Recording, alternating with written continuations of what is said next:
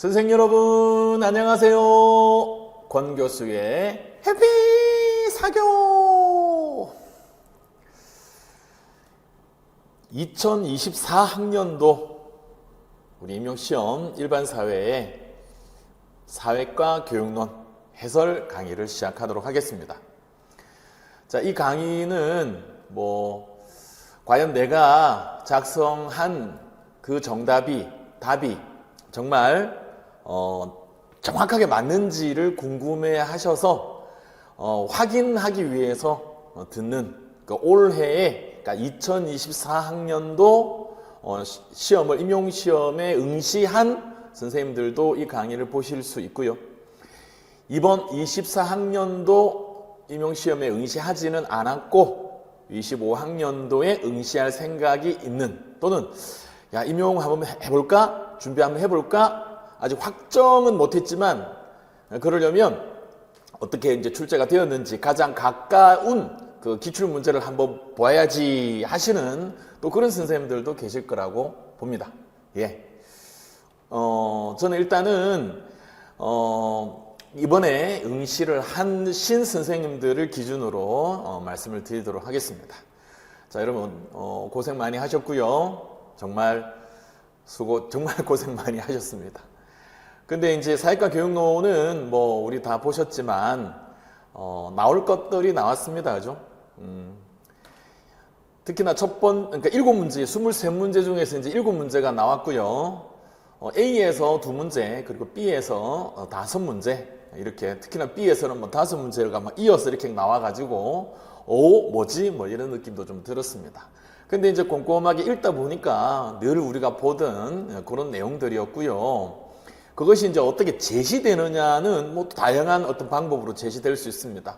이번 시험처럼 교사들 간에 서로 이렇게 대화를 나누는 식으로 나온다고 할 수도 있고요. 또 수급 계획서의 어떤 형식을 띠면서 나올 수도 있습니다. 하지만 그 안에 있는 것은 우리가 늘 알고 있던 그 내용만, 그 개념, 그 용어, 그 어떤 모형, 이런 것들만 정확하게 알고 있다면 답을 찾는데, 답을 작성하는 데는 큰 문제는 없었다고 생각을 합니다. 거의 대부분의 수험생들은 제가 1년 동안 강의했을 때 늘 강조했듯이 우리 모차책, 그렇죠? 저는 이제 차무책이라고 하는 게 입에 붙어 있는데 차경수, 모경환, 그렇죠? 모경환, 차경수 교수님의 사회과 교육, 그렇죠? 그 3차 개정판, 그거를 가지고 저도 계속 강의를 했고요. 우리 선생님들도 그걸 많이 보셨을 거라고 생각을 합니다. 자, 거기서 이제 빠진 게 바로 첫 번째 문제인 2022 개정 교육 과정이었죠. 제가 이제 강의를 하면서 이 부분을 우리가 열심히 이렇게 공부를 하는 것은 고비용, 저효율일 수 있다. 출제될 가능성이 있지만 높다고 보기는 어려워서 만일에 출제가 되면 우리의 이 브레인으로 한번 접근을 해보고 너무 확인해야 될 내용은 많은데 비해서 출제되지 않을 수도 있기 때문에 그런 식으로 제가 이제 말씀을 드렸었는데 출제가 되었습니다. 근데 다행히도 그렇죠? 얼마든지 답을 유추해 볼 수 있는 또 그런 식으로 출제가 되었기 때문에 2022 개정 교육 과정을 열심히 보지 않으신 선생님들도 이 문제의 답을 상당히 정확하게 또 찾지 않았을까 그런 기대도 해봅니다. 자, 그러면 7문제 한 문제에 우리 정답도 확인을 해보고요. 또 관련 내용도 보도록 하겠습니다. 자, 첫 번째 문제 봅니다. 자, 첫 번째 문제 바로 A의 1번 문제가 되겠습니다. 자, 방금 말씀드린 바로 2002 개정 사회과 교육 과정이 되겠습니다. 그렇죠? 2002 개정 사회과 교육 과정 되겠네요.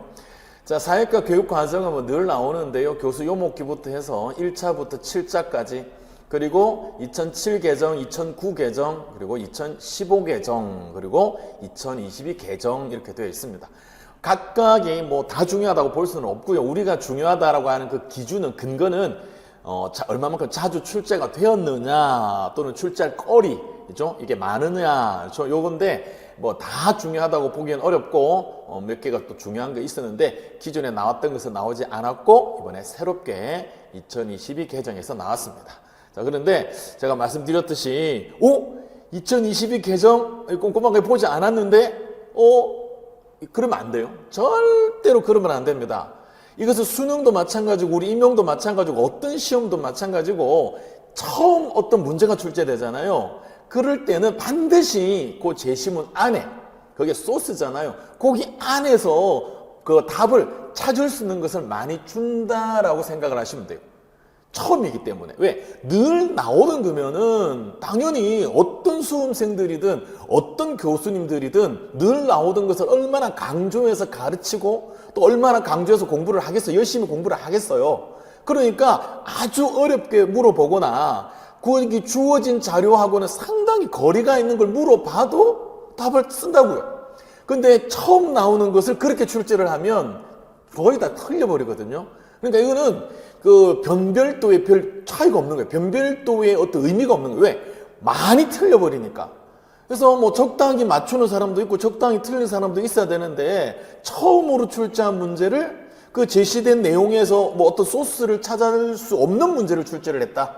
이거는 위험합니다.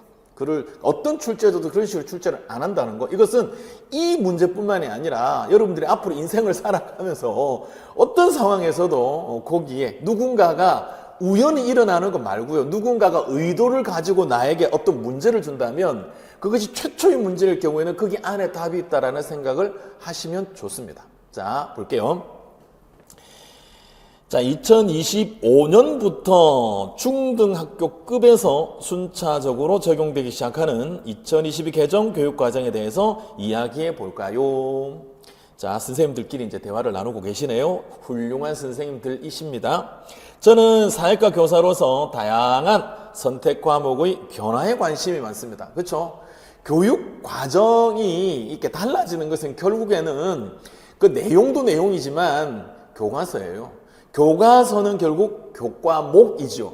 교과목이라고 하는 것을 교과서로 발행을 하는 거잖아요. 그렇죠? 그래서 교과서가 달라진다라는 거 뭐 항상 생각합니다. 자, 2015 개정 사회과 교육과정의 전문교과 1의 국제계열 과목이 사실 이거 우리 준비하지 않았습니다. 예.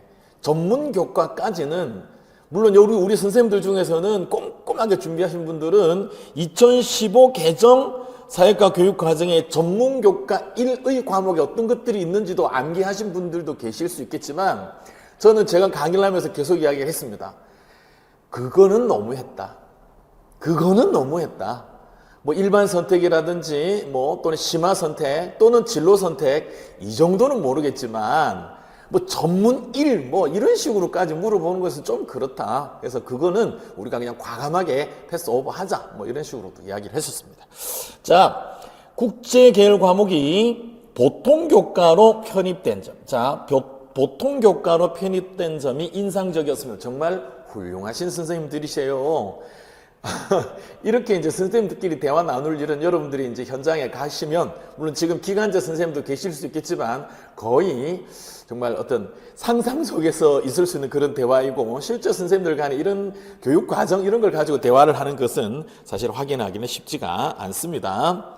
자, 바로 국제관계의 이해, 여기 보면 의라고 하는 게 있습니다. 국제관계 이해 6글자로 줄 수도 있는데 그렇죠? 국제관계의 이해 이렇게 7글자로 과목의 이름이 만들어져 있다라고 하는 거. 자, 2022 개정 사회과 교육과정에서 보통교과 중 진로 선택 과목으로 재구조화된 과목입니다. 자, 기존에 우리가 이제 지금 현재 정치와 법이라고 하는 과목이 있는데요. 이게 정치와 법이 분리가 됩니다. 그래서 정치 그리고 옛날 이름이었던 법과 사회로 나뉘어지고요. 그리고 경제 그리고 또 하나 국제관계 이해 이렇게 이제 4개의 과목이 진로 선택이 됩니다. 자, 일반 선택은 이제 그 밑에 과목이 나올 거고요. 뭐 물론 그 여러 가지 어떤 취지, 이쪽 개정의 취지 이런 것들이 반영이 되었을 텐데 그래서 처음에는 일반 선택을 수능에 출제를 하고 요 진로 선택 과목은 수능에 출제를 안 하고 그래서 이제 정치와 법 이것은 이제 수능에 출제가 안 되는구나. 경제 수능에 출제가 안 되는구나. 뭐 이렇게 생각을 했었어요. 그런데 최근에 발표가 됐죠. 일반 선택 그 4과목을 출제하는 게 아니고 통합사회입니다. 통합사회. 1학년만 배우는 통합사회를 이제 지금 출제를 한다. 이렇게 되어가지고 좀 다르다. 그죠? 자, 이 과목은 국제사회가 직면하고 있는 중요한 이슈입니다. 이슈. 여기서 이제 힌트를 얻어야 돼요. 이슈입니다. 이슈는 다른 글자로 하면 뭐예요? 문제잖아요. 문제. 응? 자, 우리가 그 통합의 원리, 교육 과정의 조직 원리에서 통합의 원리에 보면은 그렇죠? 학문적 형태의 통합 있죠? 다학문적 통합, 간학문적 통합, 초학문적 통합 그거 하는 거하고 그리고 또 하나가 교육적 형태의 통합인데 그것을 두 가지로 나누잖아요. 이슈 중심과 주제 중심. 이슈가 뭐예요? 바로 문제잖아요. 문제 중심, 주제 중심. 주제 중심은 개념 중심이라고도 합니다. 그래서 이슈 중심, 개념 중심이라고 표현하기도 하고 문제 중심, 주제 중심이라고 표현하기도 한다고 가르쳤습니다. 제가. 자, 그러니까 문제는 뭘 하는 거예요? 해결하는 거잖아요. 문제를 해결하는데 이때 이슈, 문제는 퀘스천이라기보다는 프로블럼이고요. 프로블럼에는 솔루션이 여러 가지가 있습니다. 퀘스천에는 앤서가 하나지만 프로블럼에는 여러 솔루션이 있을 수 있어요. 그래서 그 여러 솔루션 A, 솔루션 B, C 거기서 선택을 하는 거죠. 이게 뭐다? 의사결정이잖아요. 고차 사고력 중에서 의사결정력이죠. 자, 그러니까 이슈라는 글자를 통해서 의사결정을 추론해내야 된다는 겁니다. 자, 이슈들에 대한 기본적인 지식을 습득하고 항상 그렇죠. 의사결정 모형, 뱅크스의 의사결정 모형 생각해 보세요. 사회탐구 그리고 가치탐구잖아요. 왜? 지식이 필요하니까. 사실에 관한 지식, 팩트를 알아야 의사결정할 수 있으니까. 그래서 지식을 습득하고 그렇죠. 자,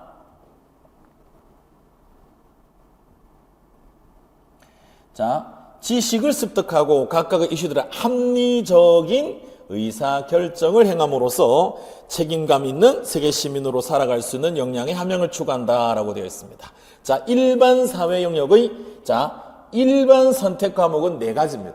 자, 일반 선택 과목은 4가지고요. 그냥 다 그대로 이야기할게요. 사회와 문화, 세계 시민과 지리, 현대 사회와 윤리, 그리고 세계사. 자, 지금 수능 과목으로 이야기를 하면 사회 점 문화, 그죠? 생활과 윤리, 생윤 하잖아요.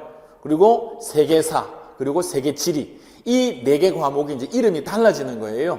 자, 학생들이 사회 현상에 관심을 갖고 능동적으로 참여하는 역량을 함양할 수 있도록 과목이 편성이 되었는데 여기서 마찬가지입니다. 사회학과, 그렇죠? 문화, 인류학이잖아요. 그러니까 사회 문화인데 사회점 문화 그대로를 써줄까? 그런데 달라졌잖아요. 개정을 했다 그랬잖아요. 그리고 위에서도 그랬잖아요. 7글자로 국제관계의 이해 했으니까 이걸 미리 알고 있었다면 그냥 5글자로 사회와 문화 쓰면 되는데 혹시 이걸 보지 않았다라고 하면 일단은 사회 문화는 이제 맞겠어요. 사회 문화는 됐는데 사회점 문화를 쓸까? 사회와 문화를 쓸까? 그런데 늘 우리는 사회점 문화였잖아요. 그러니까 여기에 국제관계의 이해니까 사회와 문화 5글자로 써야 됩니다.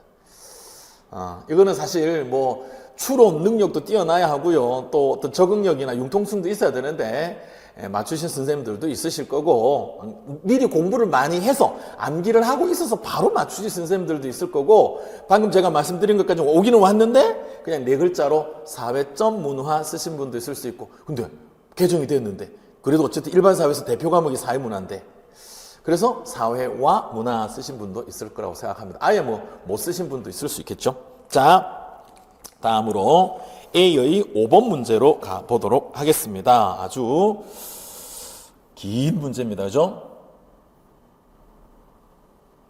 자, 통합사회. 자, 가는 통합사회 평가 계획서의 일부이고 나는 평가에 관한 회의 내용의 일부이다. 작성 방법에 따라 서술하시오.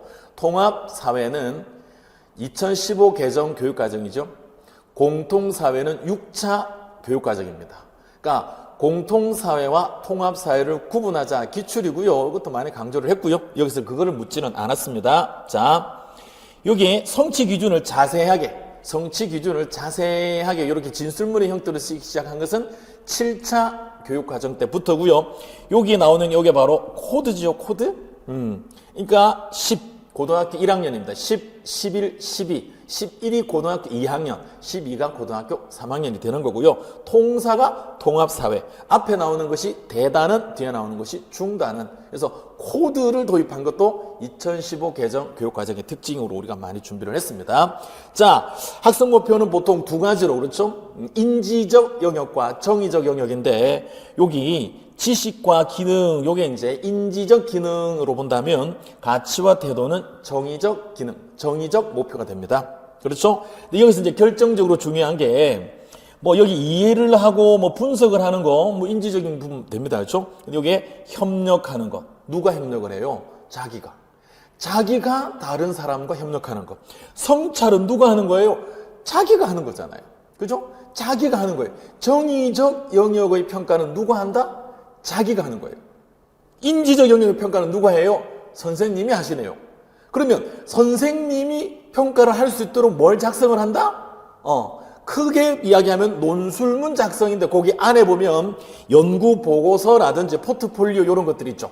여기서는 아예 연구보고서법이라고 명시를 했습니다. 좋습니다. 포트폴리오도 있고 여기를 좀 더 크게 말하면 논술문 작성이라고 우리 차무책에서는 이야기하고 있습니다. 그걸 보고 선생님이 평가하시는 거예요. 인지적인 영역은. 근데 정의적인 영역은 사실 이것도 물론 선생님이 평가하실 수도 있지만 이제 이런저런 어려움들이 있고 그래서 스스로 평가하게. 그래서 기억이보다 자기가 평가하는 거예요. 자기가 친구랑 협력을 잘했는지 평가하는 거고 자기가 지금 성찰하는지 평가하는 거예요. 그래서 기억이 자기평가가 되겠죠. 평가 방법에서도 역시 연구보고서법 그 자기평가가 될 것입니다. 자, 성찰, 개인별로 성찰 일지를 작성해서 성찰을 하자, 자기평가자. 그죠? 모든 활동에서 잘 협력하였는가, 스스로가. 그렇죠? 평가합니다. 자신의 역할 수행에 대해서 성찰하였는가? 그렇죠? 자기평가입니다. 자, 그리고 이제 니은으로 갔는데요. 자, 평가를 할 때 그냥 쭉 뭐 서술식으로 뭐 열심히 했고, 뭐 협력을 잘했고, 이제 이렇게 쓸 수도 있겠지만, 그렇죠? 그거는 조금 계량화한다 그럴까? 점수화하는 데 좀 부족함이 있습니다. 그래서 이렇게 척도로 5가지로 보통 리커터 척도라고도 하는데 그냥 여기서는 척도법 3글자 써도 되고요. 평정 척도법 5글자 써도 저는 가능하지 않을까. 보통은 우리가 평정 척도법이라고 이야기를 많이 합니다. 그죠? 근데 우리 차무책에서는 그냥 평정이라는 글자를 띄고 그냥 척도법이라고 표현하기도 했어요. 근데 이제 기출이라든지 여러 자료들을 보면은 지금은 평정 척도법 5글자로 쓰는 것이 보다 일반적입니다. 자, 그 다음으로 가서요. 자, 교사 1. 초안을 작성을 했는데, 평가계획서 초안을 작성을 했는데, 자, 일관성을 확보할 수 있도록. 자, 일관성을 확보한다. 자, 밑에도 또 일관성이라는 말이 나오죠? 그죠? 자, 교사 2명도 일관성이 있어야 됩니다. 그리고 평가 또 과정에 있어서도 처음과 나중에도 일관성이 있어야 돼요. 그래야 그 평가를 뭐 할 수 있다? 믿을 수 있는 거죠. 처음에는 이렇게 평가하겠다 그러고서 나중에 엉뚱하게 평가를 해요. 또는 A 선생님은 이렇게 평가를 하는데 B 선생님은 저렇게 평가를 해요. 믿을 수가 없는 거예요. 그렇죠? 자, 일관적이다, 일관성 있게 해야 된다라고 하는 것을 통해서 뭘 찾을 수 있다? 신뢰도. 신뢰도. 자, 우리가 평가에 있어서는요, 평가도, 타당도, 신뢰도, 그리고 공정성 3가지. 차무책에 이 3가지를 이야기하고 있습니다. 사회문화에서는 보통 공정성은 띄고요. 그냥 타당도와 신뢰도 요 2가지만을 말하는 경우가 많은데, 자, 타당도라고 하는 것은 측정하고자 하는 것을 제대로 측정을 하는지, 그렇죠? 예를 들면, 지적 능력을 측정해야 되는데, 체중을 다는 것. 이것은 타당도가 떨어지는 거죠. 근데 이제 신뢰도가 높은 것은 예를 들면 이제 체중을 측정한다고 했을 때 운동을 하니까 체중이 줄어들더라라고 하는 것을 이제 확인하기 위해서 체중을 측정하는데 아침에 쟀을 때 8시에 쟀을 때는 70kg, 8시 30분에 쟀을 때는 80kg, 9시에 쟀을 때는 90kg. 이러면 이 저울은 믿을 게 못 되죠. 평가 도구가 믿을 게 못 돼. 이게 바로 신뢰도가 떨어지는 겁니다. 자, 교사의 평가 방법을 연구보고서법과 자기평가로 설계하고, 자기평가 하면 됩니다. 자기평가법 할 필요 없습니다. 자기평가, 그렇죠? 두 평가 방법 모두 채점 방식은 평정척도법을 사용하는 것으로 계획되어 있군요. 그런데 왜 자기평가를 포함하셨나요? 학습 목표 측면에서, 자, 학습 목표 측면에서 보면은 그 두 가지가 나와 있습니다. 학습 목표 측면에서 보면은 지식과 기능 그리고 가치 태도가 나와 있잖아요. 그래서 저는 이런 식으로 한번 답을 써봤거든요. 타인과 협력하는 태도나 역할 수행에 대한 성찰 정도는 교사나 다른 학생들이 평가하기보다는 학생들 스스로 자기 평가를 하는 것이 더 적절하다고 판단했습니다. 물론 너무나 평이한 진술이기는 하지만 늘 그렇습니다. 모르면 어렵고 알면 쉬운 거예요.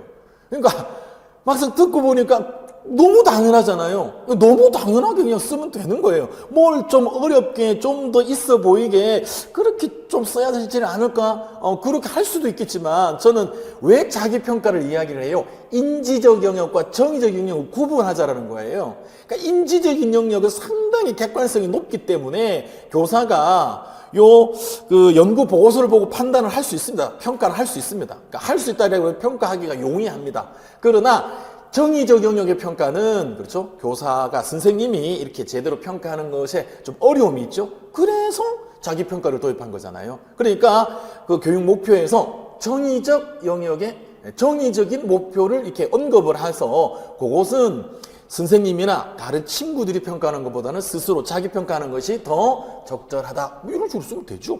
저는 그렇게 생각을 합니다. 자, 네. 두 가지 평가 방법을 통해서 선생님께서 의도하신 모든 학습 목표가 충실하게 평가될 수 있겠네요. 그렇죠? 인지적인 것은 연구 보고서를 통해서, 그렇죠? 선생님이 평가하고요. 정의적인 것은 자기 평가를 통해서 자기 스스로 평가했어. 그래서, 제대로 평가할 수 있겠네요. 자, 그리고 교사 2명이 보고서를 평가하는 경우에 평가 항목별 결과가 일관성 있게 채점이 되어야 하는 채점자 간 신뢰도 확보도 중요합니다. 뭐 신뢰도 또는 뭐 신뢰성인데 보통은 그러니까 타당도, 신뢰도라고 이제 많이 쓰죠. 자, 마지막으로 네 알겠습니다. 먼저 평가자들이 사전에 채점 기준을 충분히 협의하고 여기서는 이제 교사 2명 그랬으니까 그 두 분이 뭐 충분히 협의를 해야 되겠죠.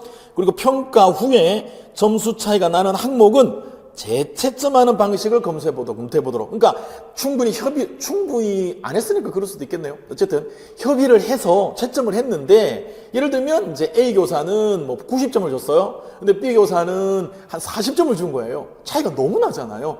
자, 그럴 때는 다시 한번 그렇죠? 재채점을 하는 거 이런 것들도 한번 괜찮겠네요. 그러면 학생이 받았을 때 그러니까 90점 주었던 선생님도 뭐 한 60점이나 70점으로 내릴 수도 있고요. 또 40점 줬던 선생님도 뭐 55점, 60점으로 올릴 수도 있고요. 그러면은 이제 보는 학생 입장에서 또는 이제 그런 것들을 전반적으로 관장하는 뭐 교무부장 선생님이나 교감교장 선생님 보시기에도 뭐 선생님들이 적당하게 잘 평가를 잘 했구나 할 수 있는데 그 아까 말해도 90점, 40점이 이렇게 보고가 돼서 올라오면 뭐 교장 교감선생님 보실 때는 이거 뭡니까 이거 이제 이렇게 될 수도 있겠죠. 그래서 보면 다른 것들도 그러면 제대로 평가 못했을 거다라고 하는 불신, 그게 바로 신뢰도가 떨어지는 거죠.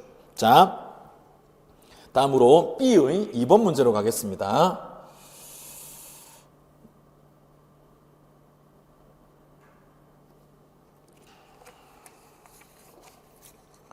B의 2번 문제, 뭐 기입형으로서 참 우리가 반갑다 그러죠. 직소 퍼즐을 맞추다, 퍼즐 맞추기라는 뜻이고요. 직소 1에다가 STAD. 자, 직소 1 모형에서는 이 모둠 보상, 집단 보상보다는 개별 보상을 하잖아요.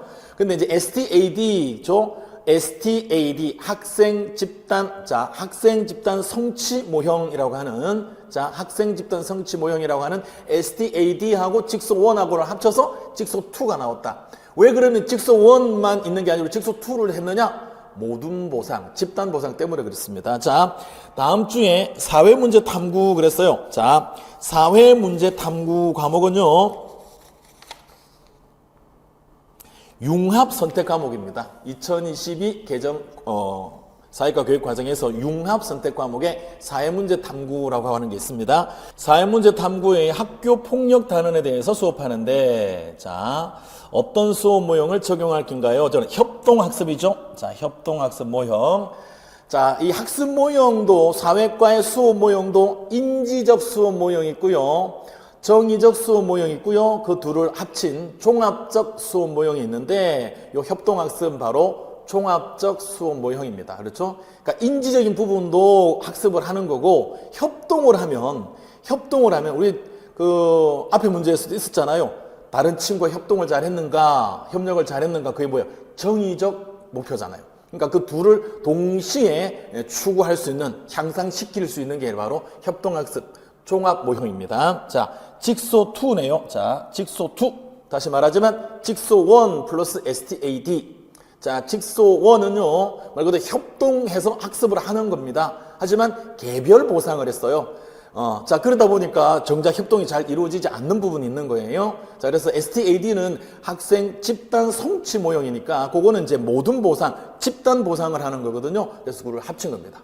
그렇죠? 협동 학습도 하고, 그렇죠? 그리고 모든 보상을 하니까, 그 팀의 어떤 성적도 좋아야 되는 거예요. 모둠의 성적도 좋아야 됩니다. 그게 자기도 역할을 담당을 해야 되는 거고요.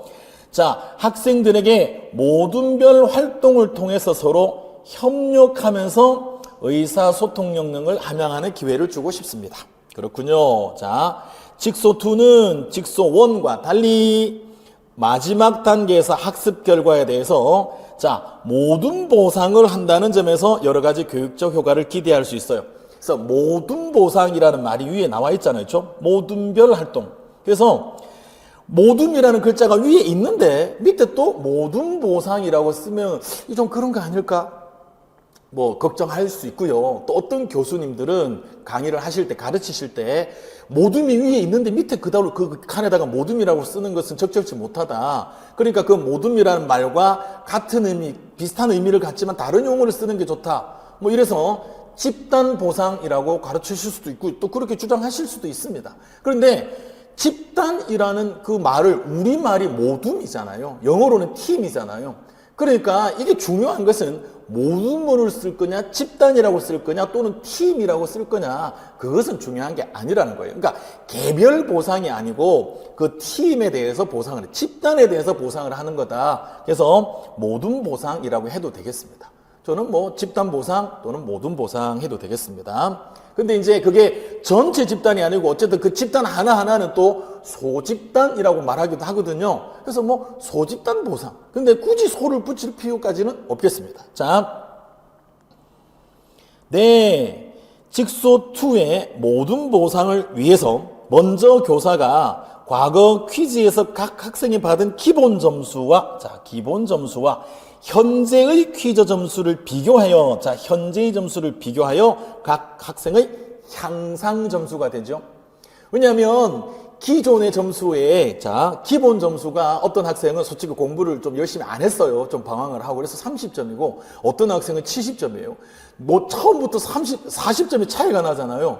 그러니까 그 30점의 학생이 들어있는 그 모둠은 불리해요 막 할 거 아니에요. 그래서 불리해요. 얘는 30점인데 저쪽에는 팀원들 보니까 거의 뭐 60점, 70점, 80점인데 우리 팀에는 30점 아이가 있어요. 이거 불리해요. 이럴 수 있잖아요. 그건 공정하지 못하다는 거죠. 그러니까 그 점수가 아니라 최종적인 점수가 아니라 향상 점수예요. 그러니까 30점 아이가 나중에 70점이 되었다. 40점이에요. 40점. 그러면 60점 아이가 80점이 되었다. 20점인 거예요. 그렇죠? 그래서 향상 점수를 가지고 그 팀의 성적을 다 합치는 거예요. 그래서 향상 점수를 산출하잖아요. 향상 점수의 총합에 근거하여 그 모둠에 대한 보상이 이루어지기 때문에 모든 구성원이 책무성을 강화합니다. 야, 나는 30점 정도밖에 안 되고 내가 뭐 도움 되겠냐? 아니야. 네가 30점이니까 향상 점수 70점이나 받을 수도 있잖아. 네가 잘하면은 오히려 우리가 더 유리해. 쟤네들은 다 이미 70점, 80점이잖아. 그러니까 올릴 수 있는 향상 점수 자체가 높지가 않아. 너는 진짜 우리한테는 로또야, 로또. 네가 못한다고 그냥 안 해버리면 안 되고, 너는 올릴 수 있는 점수가 70점이나 되잖아. 그래서 막 서로 진짜 협동을 더 잘할 수도 있는 거예요. 왜 향상 점수의 총합을 가지고 모든 보상을 하는지, 뭐 우리 이미 다 알고 있습니다. 그게 이제 이렇게 딱 나와 있네요. 자, 다음은 B의 3번 문제로 가겠습니다. 역시 문제가 아주 그냥 큽니다. 깁니다. 자, 뭐 우리 사회과 교육과정의 역사에서 정말 결정적인 두 분을 이렇게 아주 그냥 저는 이 문제가 너무 고맙습니다.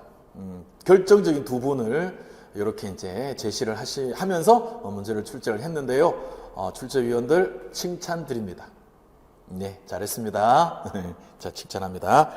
자, 오늘 강의에서는 미국에서 사회과의 발전에 영향을 준 두 학자의 저작과 핵심 주장을 살펴보겠습니다. 자, 뭐 이미 우리 떠오르는데요. 그죠? 미국 사회과에서 이분을 뺄 수가 없잖아요. 존 듀이입니다. 그죠? 자, 저자 A의 생각하는 법 그랬는데요. 자, 이거는 이제 영어 제목을 우리가 번역을 하기 때문에 다양하게 번역이 되어 있고요. 우리 참모책, 우리 사회과 교육 3차 개정 참모책에서는 우리는 어떻게 생각할 것인가 라고 책 제목을 번역합니다. 우리는 어떻게 생각할 것인가. 그러니까 원래 제목은 How we think입니다. How we think. 그래서 우리는 어떻게 생각할 것인가, 요거 거의 직역을 한 거고요. 요 생각하는 법이라고 이제 이렇게 책 제목을 단 거는 조금 이렇게 의미를 이제 이렇게 그렇죠? 담아서 글자를 좀 줄여서 이렇게 제목을 달았습니다. 자, 바로 존 듀이의 생각하는 법 되겠습니다. 여기서는 무슨 사고? 반성적 사고잖아요. 자, 우리가 사회과의 전통에서도 반성적 탐구 모형 할 때 바로 그 반성적 사고, 반성적 탐구입니다. 그죠? 자, 그래서 기억에 반성적 사고에 대한 설명을 다음과 같이 정리할 수 있습니다. 결정적으로 중요한 것이 숙고죠, 숙고. 깊이 생각하는 겁니다. 숙고하는 거예요. 성찰하고 비슷한 말입니다. 그렇죠? 숙고한다, 성찰한다. 이거 고차사고로 보면은 메타인지라고 볼 수도 있겠습니다. 그렇죠? 자, 반성적 사고가 됩니다. 자, 어떤 믿음이나 지식의 형태에 대해 지지하는 근거와 그것이 가져올 결과에 대해, 자, 근거와 그것이 가져올 결과에 비추어 적극적이고 중요한 게 지속적입니다. 계속 하는 거예요. 한두 번 하고 막 됐어 끝? 아니죠. 지속적이고 꼼꼼하게 세심하게 계속 생각하는 것. 이렇게 해야 된다. 그래야 사회 문제 해결할 수 있다. 세계대 공황이라든지 뭐 2차 세계대전이라든지 어떻게 미국에 얼마나 많은 문제들이 쌓여 있겠어요. 뭐 미국뿐이겠습니까만은 어쨌든 미국 중심으로 이야기를 하고 있으니까 사회과 교육은. 그러니까 반성적 깊이 적극적으로 지속적으로 생각을 해야 문제를 해결할 수 있죠. 그죠? 자, 이러한 반성적 사고 개념은 사회과 목표에 영향을 주었습니다. 그렇죠? 또 실용주의, 자, 실용주의와 진보주의. 자, 이 진보주의, 교육 쪽에서의 진보는 학생 중심이라고 그랬습니다. 교육 쪽에서의 보수는요, 교사 중심이에요. 자, 그동안에는 뭐 사실은 교육이라고 하는 것은 그냥 교사가 일방적으로 하는 거였습니다. 매체 자체도 부족했고요. 어떻게 보면 교사의 그 개인기, 교사의 실력, 교사의 전문성, 뭐 이런 것들을 가지고 막 이제 하는 이거를 뭐 당연하게 생각을 했습니다. 그러니까 옛날부터 쭉 교사 중심이었어요. 그러니까 이게 보수적입니다. 그러니까 이거가 다른 이야기를 해야 되니까 보수하고 반대편에 있다라고 그렇게 이제 우리가 의미를 부여하는 진보라는 표현을 쓰는 거예요. 진보는 누구 중심? 학생 중심입니다. 그래서 반성적 사고를 누가 한다고요? 학생이 하는 거예요. 반성적 탐구를 학생이 하는 겁니다. 그죠? 선생님이 하는 게 아니에요. 그러니까 학생 중심 진보가 되는 겁니다. 자, 진보주의 사상을 가진 저자 존 듀이는 당시 학교 교육과 아동의 삶이 분리되어 있음을 비판하였습니다. 그냥 가서 앉아있기만 하는 거예요. 그러면서 선생님이 들어오셔가지고 물론 이거를 저는 과소평가한다고 하지 않았습니다. 사회과 전통으로 이야기하면은 시민성 전달 모형, 뭐 가치교육 접근법으로 이야기하면은 언어적 교훈주의, 이거 중요하고 효과적입니다. 정말 선생님의 실력과 애정과 정말 노력, 개인기, 뭐 성대모사, 심지어 뭐 춤을 추거나 연기를 하거나 이런 것들을 통해서 훨씬 더 효과적으로 학생들에게, 그렇죠? 뭐 교육적인 효과를 거둘 수도 있습니다. 그렇죠? 그런데 듀이는 그거를 긍정적으로 보지는 않았고, 그러다 보니까 열심히 하는 학생들은 뭐 많은 자극도 받고 거기서 훌륭한 학자도 나오고 교육자도 나오고 정치인도 나오고 역사학자도 나오고 하지만 사실은 어쩌다 수업을 한 번 하면 모를까 1년 내도록 6년, 뭐 9년, 12년 이렇게 계속 하다 보면 그 분리되는 아이들이 있고 그러면은 이게 교육이냐 이렇게 당연히 생각을 한 거예요. 자, 이러한 사상은 교육 과정의 내용 조직에 있어서 통합적 접근입니다. 통합적 접근에 대한 관심으로 이어졌습니다. 통합은요, 학생 중심이죠. 왜냐하면 교사 중심은, 선생님들은 통합을 불편해합니다. 통합을 힘들어합니다. 우리가 그렇잖아요. 우리 일반 사회잖아요. 근데 우리가 학교 갔는데 지리도 가르쳐야 되고 역사도 가르쳐야 되면은 얼마나 그거 자체가 부담스럽겠어요. 그러니까 역사 선생님한테 꼭 한번 뭘 여쭤봐야 되고요. 그것도 좀 부끄러우니까 그냥 검색해서 책 봐야 되고요. 지리도 마찬가지예요. 그렇죠? 그러니까 교사가 중심이 되면은 통합에 대해서는 좀 소극적입니다. 그래서 우리가 교수 요목기에서도 보면 초등학생은, 그렇죠? 초등학교는 통합을 이루었지만 중고등학교는 그냥 형식적으로, 그렇죠? 아예 분리가 되어 있었습니다. 그냥 병립하는 수준이었다 그랬습니다. 그리고 그건 지금까지도 계속 내려오고 있죠? 지금도 초등학교 선생님들은 교대를 통해 가지고 통합적으로 가르치시잖아요. 그리고 중고등학교에서는 사범대를 통해서 개별 과목 선생님들을 있기 때문에 배출, 양성을 하죠. 이거는 저는 통합은 무조건 좋고 분과는 나쁘고, 저는 그런 사람이 아닙니다. 그냥 그 나름의 장단점이 있다. 그렇죠? 다음으로 교육의 가정, 그죠? 자, 1957년 소련에서 스푸트니크를 쏘아 올립니다. 최초 인공위성이 올라가는 거예요. 미국뿐만 아니라 전 세계에서는 다 미국이 최초로 그런 일들을 해낼 거라고 봤는데 소련에서 먼저 그 일을 했잖아요. 그래서 미국민들이 전 세계가 충격에 빠졌습니다. 스푸트니크 충격을 했어요. 그래서 왜 이렇게 된 거야? 왜 이렇게 된 거야? 우주 회의를 하죠. 각계 전문가 35명이 모여가지고 10일 동안 빡세게 토론을 하면서 이제 보고서를 작성했는데 이 보고서를 제롬 브루너가 작성을 합니다. 그리고 그게 1960년에 책으로 되어서 나오는 게 바로 교육의 과정이죠. 여기서 이제 학문 중심 교육과정, 사회과학 중심. 그렇죠? 사회과학 모형. 꼬마 사회과학자를 만들자. 사회과학이라고 하는 것은 사회 문제를 해결하는 것이니까 이 꼬마 사회과학자로 만들어 놓으면 학교 다닐 때 얘네들이 이제 어른이 되면 미국의 많은 사회 문제들을 해결할 수 있을 거다. 이게 이제 사회과학 모형 교육의 과정, 부르릅니다. 학문 중심 교육 과정이고요. 이것이 우리나라에 영향을 미친 게 3차 교육 과정이죠. 1973년부터 시작이 되었 3차 교육 과정입니다. 그러니까 한 10여 년이 지나서 이제 우리나라 교육 과정에 영향을 미치는 거죠. 자, 브루너입니다. 자, 이 내용은 지적 활동은 학자들이 지식의 최전선에서 수행하는 일과 초등학생들이 교실에서 수행하는 일을 가로질러 근본적으로 동일하다. 그렇죠? 학자들이 연구실에서 막 연구하고, 그렇죠? 또 그 학자들은 교수일 가능성이 높죠? 또 강의실에 가가지고 대학생들, 대학원 학생들 대상으로 강의도 하고요. 또 거기서 뭔가 피드백을 받아서 또 연구하고요. 논문 작성하고요. 그거 하고, 그렇죠? 초등학생들이 교실에서 수행하는 일을 가로질러 근본적으로 동일하다. 학생들도 그렇게 할 수 있다는 거예요. 대학 교수처럼 학생들도 그렇게 할 수 있다. 그 수준에 맞는, 그 깊이에 맞는 내용으로 교과서를 만들면 대학 교수님들이 연구실에서 막 연구하는 것처럼 초등학생들도 자기 교실에서 물론 깊이, 수준 이런 것에 있어서 차이가 있겠지만 할 수 있다. 그렇죠? 거기에서 확인되는 차이는 지적 활동의 종류가 아니라 그것의 수준에서 찾을 수 있다. 주제는 아동의 사고방식에 알맞게 되도록 지적으로 올바르게 또 일찍부터 가르치기 시작해야 할 것이다. 그런 주제는 고학년에 가서 몇 번이고 다시 뺑글뺑글 돌아서 올라가는 거. 그렇죠? 바로 뭐예요? 나선형입니다. 나선형. 자, 이 내용은 사회과의 교육 내용을 심화 또는 확대하여 나선형으로 구성하는 교육과정 조직에 대한 아이디어를 주었습니다. 그렇죠?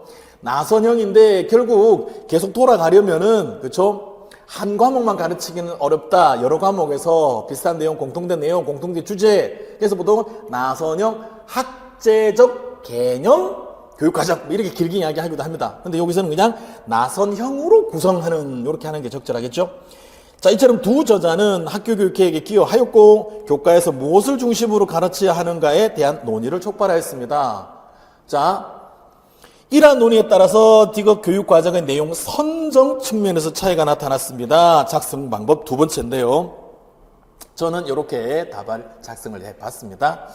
자, A의 존 듀이의 영향을 받은 교육과정은 반성적 사고잖아요. 그렇죠? 그러면 학생들이 적극적이고 지속적으로 깊이 있게 세밀하게 생각을 해야 돼요. 사고를 해야 되는 거예요. 근데 학생들이 어떤 거? 학생들이 흥미를 가지는 걸 좋아하죠. 자, 그래서 사적으로 의미 있고 사회적으로 공유되는 문제들과 그 해결을 위해 필요한 정보들을 선정하였고, 그러니까 여기에 대해서 이제 학적으로 의미 있고 여기서 이제 학생들의 흥미 이런 것들이 포함이 된다고 볼 수 있습니다. 자, 그리고 브루노의 영향을 받은 교육 과정은 사회과학 모형 학문 중심 교육 과정이잖아요. 자, 각 교과의 핵심적인 아이디어에 해당하는 지식의 구조들을 선정하였다. 자, 브루노에 있어서 아주 그 핵심되는 용어 중에 하나가 바로 지식의 구조라는 것, 또는 학문의 구조, 지식의 구조라고 하는 것이죠. 그렇죠? 저는 이런 식으로 답을 작성을 해봤습니다. 자, 바로 B의 4번 문제로 가보겠습니다. 제가 지금 바로 이번 2024학년도에 뭐 정답만 제가 발표하는 말씀드리는 것이 아니라 관련되는 내용들 막 이렇게 좀 함께 이야기하고 있죠. 여러분에게 이제 좀 이왕에 이 강의를 해설 강의를 보시면 그래도 조금은 더 확인하는 본인이 얼마만큼 정확하게 제대로 관련된 것들까지 제대로 알고 있는지를 확인하는 그런 용도로 활용하라고 제가 말씀을 드리고 있습니다. 자, B의 4번입니다. 역시 안 나오면 이상하다. 그렇죠? 자, 이거는 저는 초성만 가지고 시사반사하게 했습니다. 자, 시사반사하게 바스 셔미스 사회과의 본질에 관한 전통, 사회과의 전통. 자, 시사반 시민성 전달 모형, 사회과학 모형, 반성적 탐구 모형. 닐슨과 마이클리스까지 추가가 되면 이제 2개. 그렇죠? 4개. 사회 비판 모형, 개인 발달 모형. 그래서 뭐 3가지 시사반에서만 물어보려면 닐슨과 마이클리스 나올 필요가 없고, 근데 사회 비판 모형, 개인 발달 모형도 말하려면 닐슨과 마이클리스가 언급이 돼야 된다 했습니다. 역시 그 2가지가 여기 다 들어와 있죠. 자, 사회과 교사는 사회과 교육의 방향을 설정하고 사회과 교육을 통해 기르고자 하는 시민성의 내용이 무엇인지 자신만의 견해를 정립하는 것이 중요하다고 생각합니다. 교사 이렇게 생각을 하는데요. 뭐 그렇게 생각할 수도 있고요. 교사마다 이렇게 생각을 하면 그게 맞나? 뭔가 교사는 뭔가 동일한 뭔가 그런 걸 공유해야 되지 않나? 그러니까 A 교사, B 교사, C 교사가 같은 학교에 있는데 서로 다르면 그 새 선생님으로부터 수업을 들은 그 학생은 또 어떻게 되지? 이런 걱정이 한편에 있습니다. 저는 개인적으로. 그러니까 그죠? 1학년 때 선생님은 시민성 전달 모형으로, 2학년 때 선생님은 사회 비판 모형으로, 3학년 때 선생님은 개인 발달 모형으로 이렇게 하면 학생이 그거를 다 감당할 수 있겠는가? 저는 그런 생각도 한편으로는 있어요. 그렇다고 해서 모든 선생님이 어떤 하나의 모형으로만 이것도 실은 아니고요. 그래서 골고루 저는 그렇게 생각을 합니다.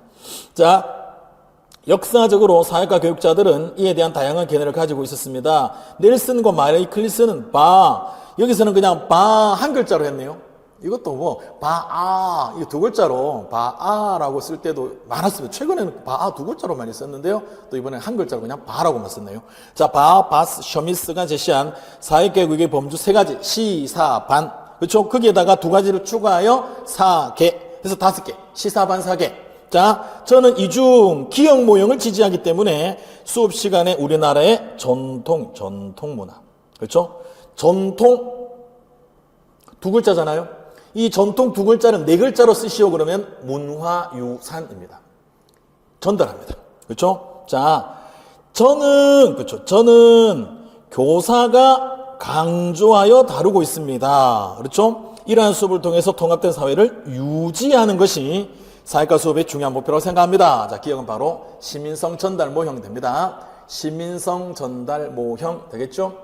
자, 밑에 보면 갈등론 그러네요. 자, 시사, 반사계 5가지를 수능에서는 사회문화 수능에서는 사회문화 현상을 보는 것 같으면 기능론, 갈등론, 상상론 3가지로 이야기하거든요. 기갈상 세수로 이야기하거든요. 근데 사회과학 모형, 시사, 반사계 5개는 이 셋과 그냥 꾸역꾸역 짝짓기 할 수도 있다. 그러면서 사회 비판 모형은 갈등론과 가깝고 갈등론의 바탕을 두고 있고, 개인 발달 모형은 상징적 상호작용론과 좀 가깝고 나머지 3개는 기능론과 가깝다라고 볼 수도 있다라고 이제 제가 강의 중에도 이야기를 했는데요. 자, 여기 유지, 통합, 요거 기능론의 핵심 단어가 됩니다. 그렇죠? 유지, 통합, 위에서 연대해야 된다? 에밀 듀르켐? 기능론자.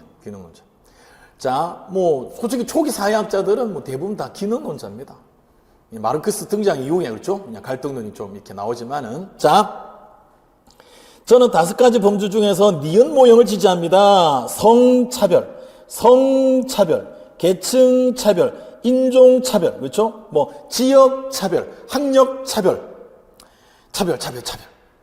차별 나오면 사회 비판 모형입니다. 차별 3글자로 불평등이라고 볼 수 있어요. 이때 이 차별은요, 결과를 말하는 것이 아니라 과정에서의 차별입니다. 시작이거나 중간이거나 어쨌든 최종적인 결과는 차이라고 표현할 수 있습니다. 차별이라는 말 자체는 최종적인 것을 말할 수는 없어요. 시작이거나 과정에서 차별이 일어나는 것이지 최종 결과로 차별, 아니면 이 차별이라는 말 자체가 최종적인 결과를 말하는 게 아닙니다.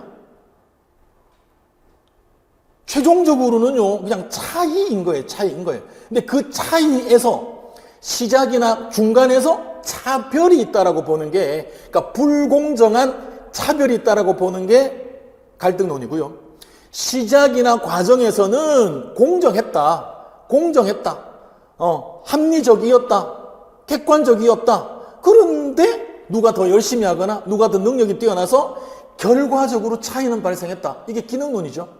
그래서 차별을 그냥 성차별, 여성이잖아요. 남성이잖아요. 계층, 고소득층, 저소득층, 그렇죠? 백인, 흑인. 그거는 그냥 시작의 출발이잖아요. 그죠? 자, 그래서 이 차별은 불평등을 강조하는 바로 갈등론입니다. 그래서 문제를 해결하고 사회 정의와 평등을 실현하기 위해서 평등을 실현하는 게 불평등했으니까 그 불평등을 해소하는 게 평등이잖아요. 그렇죠? 그게 바로 정의라고 보죠. 자, 근거하여 개인의 행위를 한계 짓는 사회 구조에 대해 문제 제기를 하는 것이 중요하기 때문입니다. 그렇죠? 사회 구조 자체가 지배 집단, 피지배 집단 분리가 되고요. 지배 집단에게 유리한 구조, 제도, 법, 정책 이런 것들이 있다. 이것에 대해서 학생들이 관심을 가져야 된다. 그렇죠? 사회 비판 모형입니다. 선생님께서 지지하시는 시민성 전달 모형은 교수법적 차원에서 디귿이라는 비판을 받을 수 있습니다. 자, 여기에 보면은 시민성 전달 모형은 당연히 비판을 받죠. 어떤 것도 다 비판을 받습니다. 사회 비판 모형도 비판을 받아요. 비판받지 않는 것은 없습니다. 다 비판을 받습니다. 근데 교수법적 차원에서 비판을 받는다 그랬습니다. 자, 위에 가서 보면은요. 자, 위에 가서 보면은 저는 강조합니다. 시민성 전달 모형이 선생님이 강조하는 거예요. 학생들의 흥미, 학생들의 뭐 어떤 관심, 요것은 두 번째입니다. 니네들이 지금은 이런 거에 관심도 없고 그냥 뭐 그게 그건가 저게 그건가 하겠지만, 그래서 지금 선생님이 하는 이야기 못 알아들을 수도 있고 뭐 쓸데없는 거 한다라고 생각할 수도 있지만, 니네들이 나이를 더 먹어봐. 고등학교, 대학교, 사회 나가봐. 그때 선생님한테 이런 말 들었던 건 니네들이 고마워할 거야. 막 이런 식으로 자기가 일방적으로 하는 거예요. 이게 이제 교수법적 차원이라고 하니까 방금 제가 말씀드린 이런 내용을 작성해 주면 좋지 않을까. 그래서 저는 학생들의 다양한 욕구와 흥미를 고려하는 데는 미흡한 점이 있다는 비판을 받을 수 있습니다. 왜냐? 저는 이게 중요하다고 보기 때문에 강조해서 수업을 진행하고 있습니다. 그러니까 학생들은 방금 제가 이야기했잖아요. 관심 없어요. 흥미 없습니다. 욕구 없습니다. 근데 야, 니네들이 재미있어 하는 것만 내가 수업에 해야 되면 그냥 계속 들어와가지고 니네 게임해라 내 이럴 건데 그게 말이 돼? 그럼 니 PC방까지 학교에 왜 왔니? 그러니까 이런 식으로, 그러니까 이 선생님이 저는 그러니까 부정적인 선생님이라고 보지 않습니다. 또 그런 선생님도 저는 필요하다고 보는 사람이에요. 하지만 어쨌든 교수법적 차원에서 학생들의 욕구, 흥미 이런 것들을 고려하지 못한다. 왜? 그거 고려하다가 보면은 선생님 본인이 중요하게 생각하는 것을 제대로 전달할 수가 없다라고 생각하기 때문입니다. 자, 이제 개인 발달 모형은 참 그동안에 출제가 안 되었는데요. 야, 이제 출제가 안 된 부분에서도 나온다, 그죠? 자, 개인 발달 모형은 긍정적인 자아 개념, 자아 실현이죠. 그러니까 이 긍정적이다라는 것은요, 자기가 자기를 긍정적으로 생각하는 거예요. 자기가 자기를 또 부정적으로 생각하는 거예요. 뭐예요? 생각하기 나름이잖아요. 그러니까 기갈상 중에서는 상징적 상호작용론과 좀 가깝다라고 볼 수 있죠. 자, 그러면 상징적 상호작용론은 미시적 관점이잖아요. 기능론과 갈등론은 거시적 관점이잖아요. 미시적 관점이 받는 비판은 뭐예요? 거시적인 관점 소홀히 한다라는 거잖아요. 구조, 제도, 법칙 이런 것들을 소홀히 한다. 그죠? 자, 저와 같이 사회 비판 모형을 지지하는 사람들은 개인 발달 모형에 대해서 비판합니다. 자, 사회적으로 지금 지배 집단이 피지배 집단을 지금 강제 지배 억압 착취하는데 개인 발달 모형은 뭐예요? 개인이 성공하는 거, 개인의 자아 성취, 개인의 자아 발달 이것만 이야기하잖아요. 그러니까 이 사회의 어떤 뭐 부정적인 부분 이런 것들을 못 보게 한다라는 어떤 내용으로 비판을 해야 되겠죠. 그래서 저는 어떻게 비판을 해봤느냐? 그냥 간단하게 쓰면은 사회과가 가지고 있는 사회적 측면을 소홀히 다루게 된다. 그러니까 개인 발달 여기 보면은요, 그 개인이죠. 개인의 긍정적인 자아 개념, 자아 개념과 자아 실현, 그렇죠? 자, 그래서 개인에게 포커스를 맞추면 우리 사회과의 목표가 뭐예요? 사회에 기여하는, 그렇죠? 좋은 시민을 양성하는, 민주 시민의 자질을 함양하는 이런 분명한 교육과 사회과의 어떤 목표라는 어떤 측면이 있는데 요거를 소홀히 할 수밖에 없다. 네가 중요하다는 거잖아요. 네가 행복하면 돼. 아니 사회가 일자리가 없어도 그냥 일자리 없으면 봉사활동 하면서 굶어 죽진 않지 않겠니? 굳이 부자들이 가진 거 뺏으려고 뭘 이렇게 애를 쓰니? 자그마한 것에도 기쁨이 있고 행복이 있단다. 그래 나는 비록 가난하지만 행복해. 이렇게 가르칠 수도 있다라고 사회 비판 모형을 주장하는 입장에서는 이야기할 수 있다라는 거예요. 지금 그거를 방금 제가 조금 짧게 참호책에 있는 표현을 빌려서 표현을 해봤습니다. 자, 다음으로 B의 5번 문제로 가보겠습니다. 문제가 연속되는데요. 자, 5번 문제입니다. 자, 지도교사 교육 실습 기간에 했던 수업에 대한 평가를 갖도록 하겠습니다. 자, 학습 목표, 근로자의 권리를 이해하고 노동권 침해 사례와 구제 방법을 조사한다. 자, 이해하고, 자, 권리를 이해하고 노동권 침해 사례와 구제 방법을 조사한다. 그러니까 인지적인 목표네요. 정의적인 목표는 여기에는 일단은 없습니다. 자, 그러면서 이제 예비교사 1의 수업 단계를 봤더니 문제 제기하고 난 다음에 얘와 얘 아닌 것, 참호책에서는 그냥 얘 아닌 것이라고 표현했는데요. 여기서는 비예라고 합니다. 이거잼플, 그렇죠? not 이거잼플. 자, 비예를 구분을 합니다. 자, 개념 학습 모형에 세 가지가 나오잖아요. 속성 모형, 원형 모형, 상황 모형이잖아요. 자, 이 셋 다에 얘와 얘 아닌 것 검토, 속성 검토 나온다 그랬습니다. 이거 셋 다 공통적인 거예요. 그래서 속성 검토가 있으면 속성 모형 아니라고 그랬습니다. 속성 모형은요, 결정적 속성과 비결정적 속성을 구분하는 거예요. 자, 그리고 원형 모형에서도 속성 나올 수 있어요. 그죠? 근데 이건 이제 원형을 파악을 해야 됩니다. 그렇죠? 원형, 가장 적절한 예인, 원형을 파악하는 거예요. 원형과 예. 그래서 원형 모형에서는 원형이 나와야 됩니다. 그리고 이제 상황 모형은 상황이나 경험인 거예요. 자, 여기는 바로 상황 모형이 됩니다. 자, 그래서 예와 비예 구분하고 속성 검토하고, 기억은, 상황 모형에서의 문제의 그 두 번째 단계입니다. 상황 및 경험의 진술. 상황 및 경험의 진술. 자, 상황 및 경험의 진술. 자, 그리고 예비교사 2는요, 문제제기, 가설 설정, 자료 수집, 자료 분석, 가설 검증, 결론 도출 및 일반화. 너무 우리가 잘 알고 있는 바로 탐구 학습 모형이네요. 탐구 학습 모형. 지식을 탐구하잖아요. 그죠?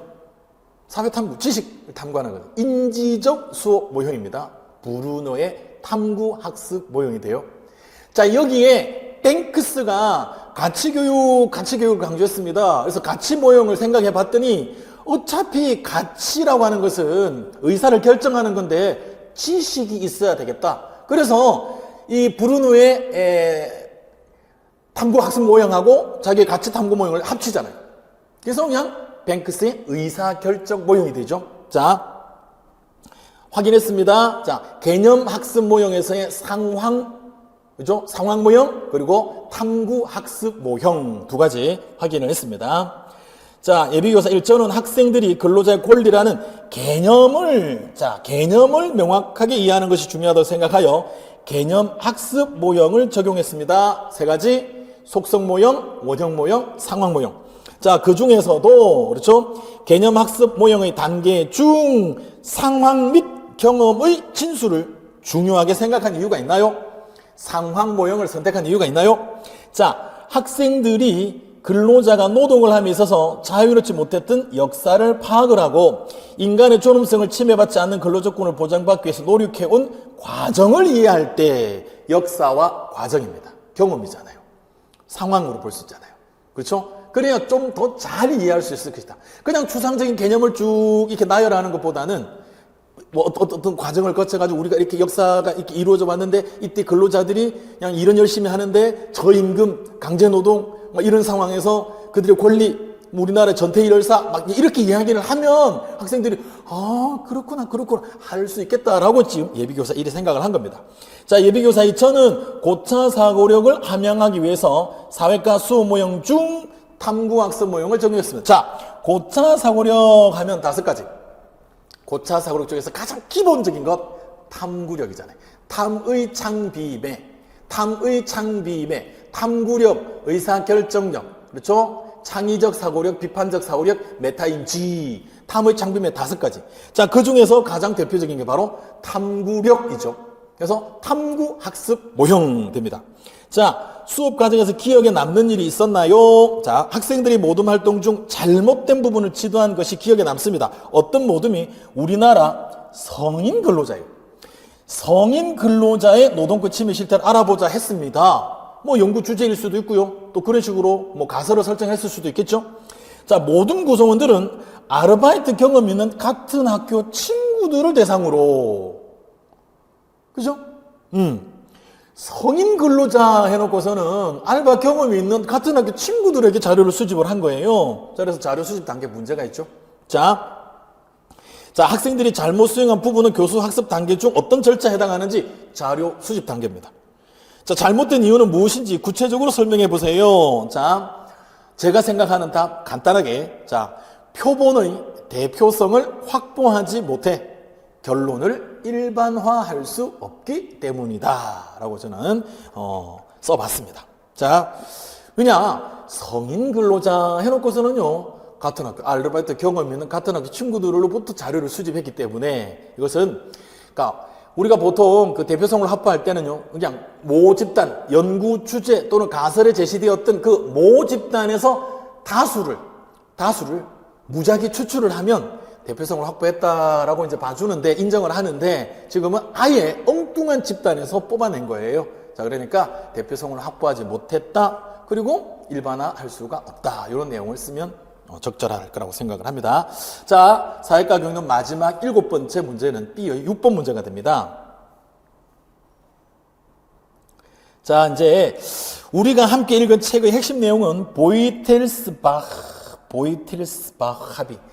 자, 우리 선생님들 중에서 보이텔스바흐 합의를 미리 알고 있었다, 저는 칭찬하지 않습니다. 난 알고 있었어. 칭찬하지 않습니다. 왜냐하면은 몰라도 상관없는 것들이거든요. 물론 어떤 교수님이 뭐 강의 시간에 이거 언급하셨을 수도 있겠지만 뭐 참고책에는 없는 내용이고요.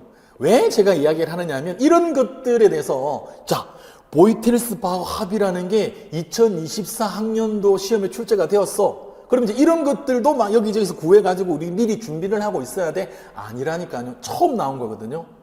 제가 처음 시작할 때 그랬잖아요. 처음 나온 거는 거기에 다 내용이 있다니까요. 그래서 보이텔스바흐 합의를 몰랐다고 해가지고 당황해하지 말라는 겁니다. 정신을 바짝 차리면 됩니다. 자, 요거는 1976년입니다. 1976년에 독일이 통일되기 전이에요. 그래서 서독에서 요 보이텔스바흐라고 하는 것은 조그마한 소도시인데요.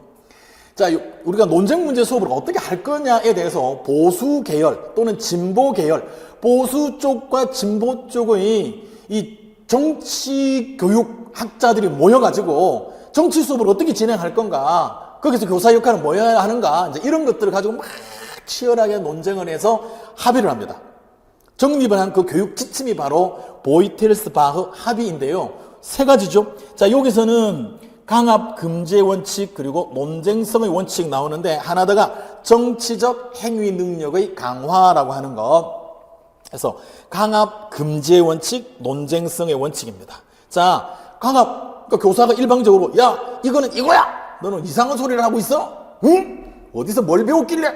응? 이런 식으로 하면 안 된다라는 거예요. 자, 그리고 논쟁성의 원칙이라는 것은 교실 안에서, 사회에서 일어나는 논쟁이 그대로 교실에서도 일어나야 된다라는 겁니다. 그래서 어떤 것은 가리고, 어떤 것은 과장하고, 확대하고 이러면 안 되고 그대로 교실로 이어져야 된다. 유지되어야 된다. 이게 논쟁성의 원칙이에요. 그러니까 보이텔스바흐 합의를 몰라도 강압 금지의 원칙, 논쟁성의 원칙이라는 글자만 봐도 우리는 알 수 있잖아요. 자, 그리고 결국 문제는 뭐예요? 켈리입니다. 켈리가 논쟁 문제 수업에서 교사는 어떤 역할을 하는 것이 적절하냐? 그러면서 4가지를 제시를 했고, 그 중에 나는 이것이 가장 바람직하다고 생각을 한다. 그냥 우리가 늘 알던 그거 나오는 거예요. 그러니까 보이텔스바흐 합의를 몰라도 아무 상관이 없는데, 괜히 이거 보자마자, 권하상 교수는 이거 언급도 안 했는데, 그럴 필요가 없다. 또는 자기 스스로가 독학을 했는데, 본 적이 없는데? 아니라는 거예요. 자, 저는 논쟁성의 원칙에 대해서 생각해 보았어요. 수업 시간에 현실의 논쟁 문제를 도입하는 것이 교사와 학생에게 부담이 되더라도 피해서는 안 된다는 원칙. 또 친절하게 설명까지도 하잖아요. 그러니까 미리 겁을 먹었던 게 너무 어이가 없잖아요. 이렇게 다 설명까지도 다 하는데. 자, 다시 논쟁성의 원칙은 수업 시간에 현실의 논쟁 문제를 그대로 도입하는 것이 교사와 학생에게 부담이 되더라도 피해서는 안 된다라는 원칙입니다. 그죠? 저를 고등학교 때 가르쳤던 선생님들은 켈리의 유형 중 기억이었던 것 같아요. 수업 시간에 논쟁 문제 자체를 다루지 않았거든요. 배타적 중립형입니다. 배타적 중립형입니다. 아예 언급을 안 하셨으니까요. 자, 저는 논쟁 문제에 있어서 켈리의 교사의 역할에 대해서 공부했을 때 교사가 자신의 입장이나 의견을 합리적으로 표명하면서 논쟁 문제 수업을 진행하는 유형이 바람직하다고 생각했어요. 이거는 솔직히 생각한 게 아니라 켈리가 이야기를 합니다. 켈리가 주장하잖아요. 바로 신념을 가진 공정형이에요. 교사는 학생들의 역할 모델이기 때문에 와, 선생님도 저기에 자기의 어떤 주장이 있고 그거를 저렇게 근거를 가지고 저런 주장을 하시는구나. 그러면서 또 다른 학생, 그동안에 선생님은 위에 있고 우리들은 밑에 있다고 생각을 했는데 동등하게 평등하게 다른 학생들이 비판을 수용하기도 하고 또 논쟁을 하고 막 하잖아요. 그리고 학생들 중에서도 좀 이렇게 잘하는 학생들 꼭 있거든요. 그러면 이제 친구들이 보면서 쟤는 친구고 그냥 나하고 같이 밑이라고 생각을 했는데 내 친구가 선생님하고 막 이렇게 하잖아요. 그리고 선생님도 시인할 것이 받아들일 건 받아들이고 막 하잖아요. 아, 그렇구나. 민주시민이라면 우리 선생님처럼 해야 되는구나. 그러니까 선생님의 가치를 그대로 받아들이는 것이 아니라 그래서 역할 모델로서의 이 선생님의 역할이 중요하기 때문에 켈리는 신념을 가진 공정형이 가장 바람직하다고 주장을 한 거예요. 그런데 강압 금지의 원칙과 논쟁성의 원칙을 함께 고려해보면 수업에서 다양한 논쟁 문제를 다루되 교사가 자신의 입장을 밝히지 않는 것. 이게 바로 중립적 공정형이죠. 그러니까 우리는 항상 켈리를 정확하게 알고 있지 않으면 그냥 왠지 중립적 공정형. 중립적 공정이 상당히 매력적이죠. 그래서 그냥 중립적 공정형이 바람직한 거라고 생각을 하는데 켈리는 그게 아니었다라는 겁니다. 그렇죠? 물론 헤이우드는 중립적 공정형이 가장 바람직하다고 주장을 해요. 자, 그래서 니언이 중립적 공정형이 됩니다. 자, 그다음에 논쟁 문제 수업 나오는데요. 결국에는 하버드 모형 나오네요. 그렇죠? 자, 논쟁 문제 수업 상황에서 교사 역할을 쉽게 단정이 어렵다는 점에 동안은 이제 구체적인 논쟁 문제 수업의 상황으로 넘어가 보지요. 논쟁 문제 수업의 어떤 부분이 가장 어려웠나요? 자, 3가지죠. 개념과 용어를 명확하게 하는 거요. 그렇죠? 개념의 일치가 필요합니다. 서로 말하는 게 개념이 서로 다르면 안 되잖아요. 그 다음에 팩트, 사실을 경험적으로 확인을 해야 됩니다. 작년에 인구가 줄었다 그러는데 여기서 인구가 늘었다. 이렇게 하면 안 되잖아요. 그럼 통계청 자료를 본다든지 어쨌든 확인할 수 있는 자료를 가지고 몇 퍼센트가 늘었네? 몇 퍼센트가 줄었네? 일단 확인해야 됩니다. 자, 이게 이제 사실을 확인하는 거고요. 그 다음에 가치 갈등을 해결하는데 가치 갈등 해결하는 게 가장 어렵다 그랬습니다. 자, 그러면서 거기에 기준이 있다. 그게 바로, 그죠? 베이직 밸류. 기본 가치. 자, 그래서 올리버와 세이버, 올리버는 스승이고 세이버는 그 제자입니다. 자, 하버드 대학교 사회과 교육 대학원에서 이런 것들을 했습니다. 그래서 허버드 모형, 하버드 모델이라고도 하고요. 범리 모형이라고도 하고요. 자, 올리버 세이버 모형이라고도 합니다. 자, 인간의 존엄성이죠. 그러니까 기본 가치를 다르게 표현하면 인간의 존엄성입니다. 사회의 기본 가치 7글자로 써도 되고요. 그냥 기본 가치 4글자로 써도 됩니다. 왜? 베이직 밸류. 기본 가치. 그래서 베이직에 보면은 이 SIC가 있으니까 기본적 가치라고 표현할 수도 있어요. 그런데 참모책에서는 지금 그냥 기본 가치라고 표현을 하고 있습니다. 근데 이 기본 가치는요, 개인의 가치가 다른 게 아니기 때문에 당연히 사회의 기본 가치거든요. 그래서 제가 강의할 때 사회의 기본 가치라고 표현을 하는 것은 동해 바다처럼 이 중복이다. 그냥 초가라고 하면 되지. 초가집이라고 하는 것처럼 중복이다. 우리가 별 생각이 없었을 때는 그냥 사회의 기본 가치, 사회적 기본 가치, 우리 적자 막 이런 거 붙이면 뒤에 유식해 보인다고 생각했던 적이 있었어요, 옛날에. 그래서 그냥 번역을 하다 보니까 이렇게 막 번역을 하고 그랬는데 생각해 보니까 기본 가치라는 게 개인들마다 다른 게 아니거든요. 사회 구성 모두가 합의했다, 인정했다라고 전제하는 거기 때문에 기본 가치는 당연히 사회의 기본 가치예요. 그래서 7글자로 사회의 기본 가치라고 써도 그 사회의를 썼다고 해서 틀리게 채점하지는 않을 겁니다. 그러나 기본 가치 4글자를 썼다고 해서 사회의 기본 가치라고 써야 되는데 사회를 띄고 그냥 기본 가치라고 하면 쓰어. 이거 틀리는 거 아니야? 그러지 않다는 거 이야기를 합니다. 기본 가치를 가치 갈등의 해결 기준으로 제시하고 있습니다. 그런데 일각에서는 이 수호 모형을 비판합니다. 그렇죠? 사회의 안정적인 발전이라는 측면에서 본다면 의미가 있는데 긍정적인데 이제 요 반대되는 내용을 써야 되겠죠? 자, 저는 어떻게 썼느냐?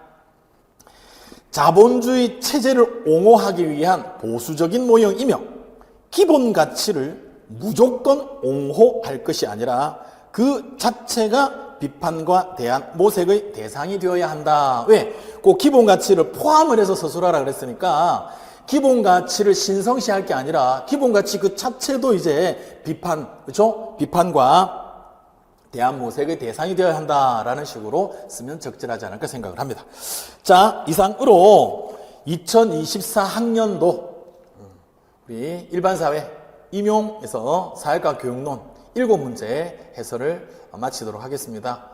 강의 시작할 때 제가 말씀을 드렸지만 한 번 더 그래도 나는 꼭 선생님이 되고 싶어 그런 분들은요 이 강의를 이제 보면서 다시 한번 힘을 내기 바랍니다. 물론 이제 합격을 하시면 그냥 그대로 발령받아서 가시면 되고요. 혹시라도 좀 부족해서 하시는 분들은 절대로 포기하지 말기를 권합니다. 제가 95년부터 선생님이고요. 지금까지 계속 선생님 하고 있는데요. 제가 나이를 먹으면 먹을수록요, 선생님 하기를 잘했다 생각합니다. 너무 좋습니다. 제가 67년생인데요. 지금도 제가 학생들과 이렇게 막 함께 있는 거, 그 공간에서 저는 지금 학원에 있습니다만은 선생님 막 그래 막 이런 걱정이 있어요. 요즘 엄마랑 사이가 안 좋아요. 저 친구가 나를 좋아하는지 미워하는지 자꾸 말을 걸어요. 막 이제 이런 고민도 들어주고요. 어떤 공부를 어떻게 하면 좋을까요? 막 이런 거. 포기하려고 하는 아이들 뭐 격려를 하고 응원하고 이러면서 그 아이가 막 표정이 밝아지고 막 이런 것들을 볼 때요. 그리고 또 지적으로도 계속 배워야 되거든요. 지적으로도. 그러니까 그러면서 월급 받잖아요. 그러니까 돈을 받으면서 그 젊은 학생들과 함께 이렇게 계속 있을 수 있죠. 또 계속 공부할 수 있죠. 저는 이렇게 좋은 직업이 또 있을까 생각합니다. 그래서 우리 선생님들 중에 정말 한때 지금도 교사가 되고 싶다라는 생각을 하신다면 2년이 걸리든 3년, 물론 한 번에 합격을 하시면 가장 좋은데 한 번에 합격을 못했다고 하셔가지고 그냥 좀 빨리 이렇게 포기하는 것은 이게 안 됩니다. 저도 대학 졸업하면서 일반 회사에 다녔었어요. 그러니까 일반 회사에 한 20개월 다니다가 이제 명도 외고라고 학교로 이렇게 왔거든요.